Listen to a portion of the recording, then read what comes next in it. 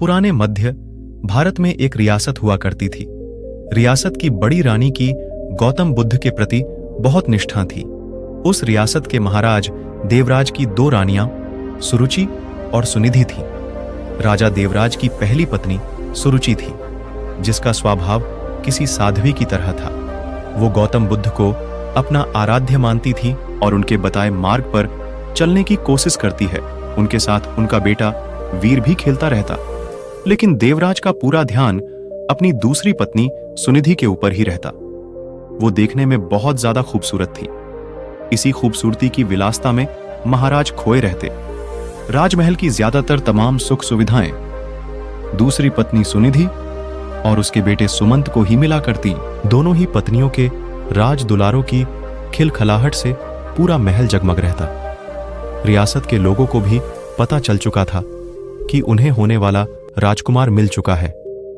राज्य के लोग अक्सर सोचा करते कि भविष्य में राजगद्दी पर कौन बैठेगा, तो इस पर ज्यादातर लोगों का मत तो सुरुचि के पुत्र वीर के ऊपर ही था कि भविष्य के राजा वही होंगे, क्योंकि धर्म और नीति के अनुसार बड़े पुत्र को ही राजगद्दी मिलनी चाहिए। लेकिन समय की लकीरों को कुछ और ही मंजूर था। देवराज की पहली पत्नी सुरुचि का स्वभाव बड़ा शांत और न्याय संगत था। वो न्याय धर्म और बौद्ध धर्म की बातें किया करती। मां की संगत पाकर बेटा वीर भी उसी स्वभाव का हो गया था। वीर अब बड़ा हो रहा था। उसका स्वभाव ऐसा हो गया कि उसे जो भी मिलता वो भी मां की तरह संतोष कर लेता। समय का चक्र चलता है और एक दिन रियासत का दरबार सजा हुआ था। उसी दिन भावी राजकुमार के नाम की घोषणा भी की जानी थी। सभी इस बात को लेकर आत्मविश्वासी हुए पड़े थे कि होने वाला राजकुमार वीर ही होगा। महाराज अपनी पत्नी सुनिधि के साथ सिंहासन पर बैठे हुए थे। महाराज छोटे बेटे सुमंत को दुलार रहे थे। वहीं वीर अपनी मां सुरुचि के साथ दरबार में बैठा हुआ था। सभी पुरोहितों ने वीर की मां को बता दिया था कि आज राज दरबार में वीर के राज्य तिलक की पूजा है, उसे तैयार करके लाना। वीर की मां सुरुचि ने भी बड़े दुलार से अपने बेटे को तैयार किया और ईश्वर के सामने प्रार्थना की और माथा टिकवाया। महल में शंख बजने शुरू हुए। पुरोहितों ने वीर का नाम भी लिया। बालक वीर सौम्या अंदाज में पिता की गद्दी की तरफ बढ़ा और अपने पिता का आशीर्वाद लिया। पिता आशीर्वाद देने के लिए हाथ उठाते कि दूसरी रानी सुनिधि ने पीछे धकेल दिया। वीर की आंखों से आंसू गिरने लगे। भरे राज दरबार में गुस्से से लाल रानी सुनिधि ने वीर की कलाई को मोड़ दिया था, उन्हें सिंहासन पर पहुंचने से रोक दिया।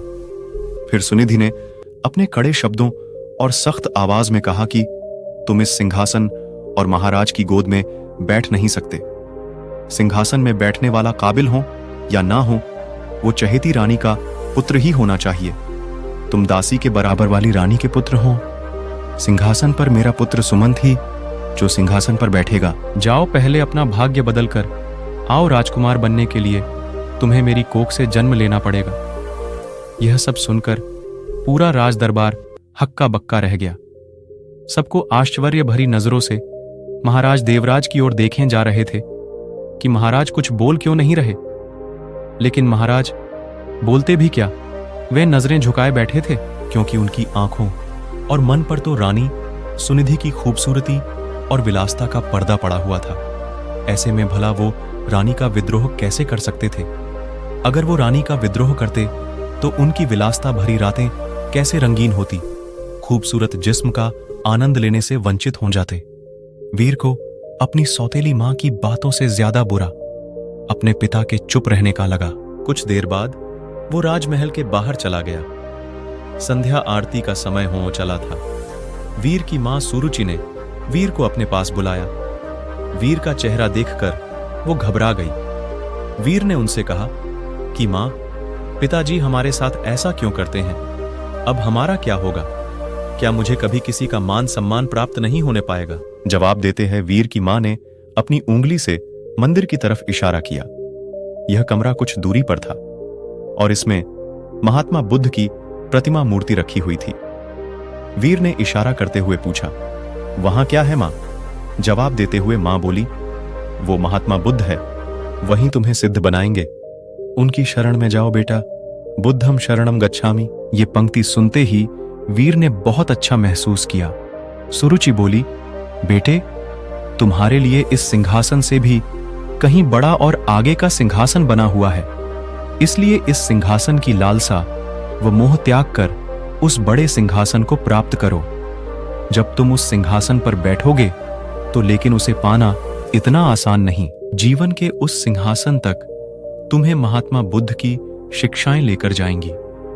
लेकिन वीर को अब भी ये समझ नहीं आ रहा था, मां आखिर किस तरह के सिंहासन की बात कर रही है। जो राज सिंहासन से भी कहीं बड़ा है, उसके कानों में तो अभी भी सौतेली मां के ताने गूंज रहे थे कि वो अभागा है। लेकिन वीर की मां ने देर नहीं की और उसे बुद्ध की मूर्ति के सामने लाकर खड़ा कर दिया और कहा कि अब सिर्फ महात्मा बुद्ध ही तुम्हारा कल्याण करेंगे। तुम उन्हीं के बताए मार्ग पर चलो, उनकी शिक्षाओं का अनुसरण करो। तुम्हें पता चल जाएगा कि जीवन का असली सुख कहां है। वीर ने मां से सवाल किया कि मां, क्या बुद्ध का स्थान पिता से भी बढ़कर है? वीर की मां ने मुस्कुराते हुए कहा कि महात्मा बुद्ध सबसे ऊपर है। मां की इस बात से वीर ने प्रेरित होकर कहा कि मां, अब से मैं बुद्ध जी की गोद में ही बैठूंगा, उन्हीं के बताए मार्ग व विचारों का पालन करूंगा। मैं कठिन से कठिन साधना करके उन्हें प्रसन्न करूंगा, इनकी शिक्षाओं को अपने जीवन में उतारूंगा। वीर ने बड़े दृढ़ निश्चय से कहा कि देख लेना मां, एक दिन बुद्ध मुझे अपनी गोद में जरूर बैठाएंगे। रानी सुरुचि अपने बेटे की इन मासूम बातों को सुनकर हैरान थी। मां ने वीर को गोद में उठाया और कहा कि पूरे मन से बुद्ध की बातों का अनुसरण करो। वीर भी गोद से उतरते हुए जवाब दिए कि आज से मेरे आराध्य बुद्ध हो गए हैं। कुछ ही दिन वीर बुद्ध की रोजाना नियम से उपासना करता हुआ ध्यान मग्न होने लगा। बुद्ध अब राजमहल छोड़ने का फैसला कर लिया। जो लड़का कल तक अपनी मां के पल्लू में छिपा घूमता रहता था, वो आज महल छोड़कर जंगल जाने का फैसला ले रहा है। इतने बड़े फैसले और जीवन परिवर्तन से सभी हैरान थे और मां को भी चिंता हो रही थी। माता पिता को प्रणाम कर वीर अब बुद्ध ज्ञान लेने जंगल की ओर निकल गया। महाराज देवराज को भी अपनी गलती का एहसास होने लगा, लेकिन अब भी वो कुछ न कर पाए। वीर बुद्धम शरणम गच्छामि शब्दों का निरंतर जाप करता हुआ अपने पथ पर निकल गया। कोसों दूर पहुंचने के बाद वीर की मुलाकात एक बौद्ध भिक्षु से हुई। वो एक कुटिया में रहा करते थे। वहां उनके कुछ शिष्य भी थे। वीर ने बौद्ध भिक्षु से ज्ञान मांगा और कहा कि उन्हें बुद्ध से मिलना है। इसके जवाब में बौद्ध भिक्षु ने महात्मा बुद्ध की कहानी बताते हुए कहा कि खुद को जान लेना ही बुद्ध को जान लेना है। लेकिन फिर भी वीर ने बुद्ध से मिलने की जिद नहीं छोड़ी। तब बौद्ध भिक्षु ने कहा, तुम अभी आराम करो, मैं कल सुबह तुमसे बात करूंगा। पूरी रात गुजर गई और वीर बुद्धम शरणम गच्छामि का जाप करता रहा। सुबह हुई तो वीर ने बौद्ध भिक्षु से फिर सवाल किया।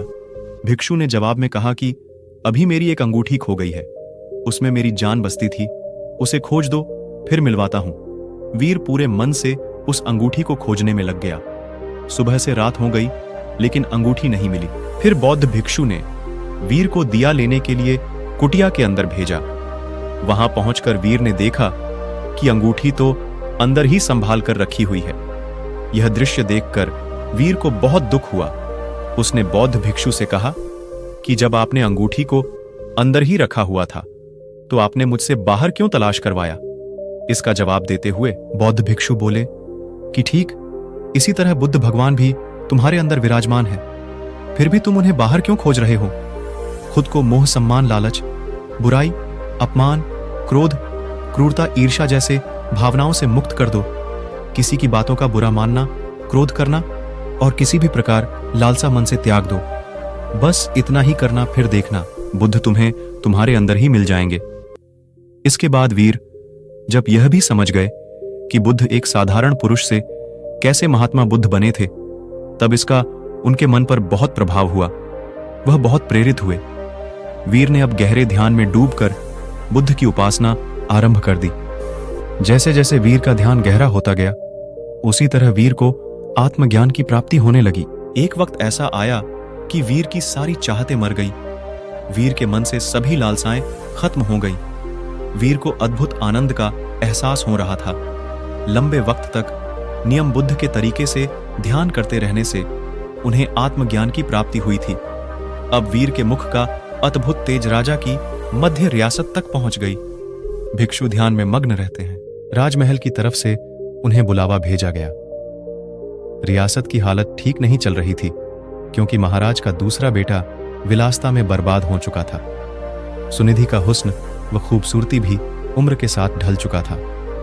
वहीं दूसरी ओर वीर की समृद्धि दूर दूर तक फैलती जा रही थी। एक दिन था जब वीर को सिंहासन पर बैठने के लायक नहीं समझा गया था। एक दिन और आया।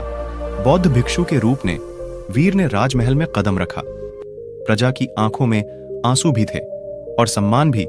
महाराजा और सुनिधि हाथ जोड़े पछतावे के आंसू रो रहे वीर की मां के कानों में भी बच्चे वीर की बातें साफ साफ गूंज रही थीं।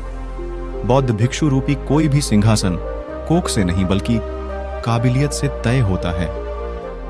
वीर ने राज सिंहासन का त्याग कर दिया और त्याग करने के लिए मंदिर रूपी कमरे की ओर चलने लगे। वहां वीर को देखने वाले लोग महसूस कर पा रहे थे कि जैसे कोई शांति की मूर्ति चल रही हो। बुद्ध की शरण में जाकर एक साधारण सा बालक वीर सिद्ध पुरुष बनकर लौटा था। दक्षिण भारत में आज भी यह कहा जाता है कि वीर को बुद्ध मंदिर की ओर जाते देखा था सबने, पर वापस आते कभी नहीं देखा गया। जब मंदिर के भीतर गए तो वहां पर बस भिक्षु वस्त्र ही मिले थे। कहा जाता है वह सिद्ध हो चुके थे। उन्होंने बुद्ध की शरणों में शरण ले ली। इस कहानी से हमें सीखने को मिलता है कि कर्म भाग्य से कहीं बड़ा होता है। कर्म परिस्थितियों को बदल देने की क्षमता रखता है। बुरा कर्म धीरे धीरे मनुष्य से एक दिन सब कुछ छीन लेता है। मन का चयन, सुख शांति, धन संपदा, वैभव सम्मान, प्रतिष्ठा। बुरा कर्म, गलत आदतें एक दिन मनुष्य का जीवन नर्क बना देती है। इस कहानी से हमें यही सीखने को मिलता है कि ईश्वर सभी के अंदर, इसकी खोज स्वयं में करें। ईश्वर की मौजूदगी का एहसास जरूर होगा। जीवन में कोई पाप ना करें, हमेशा मदद करें और इंसानियत को जिंदा रखें। जीवन सफल होगा।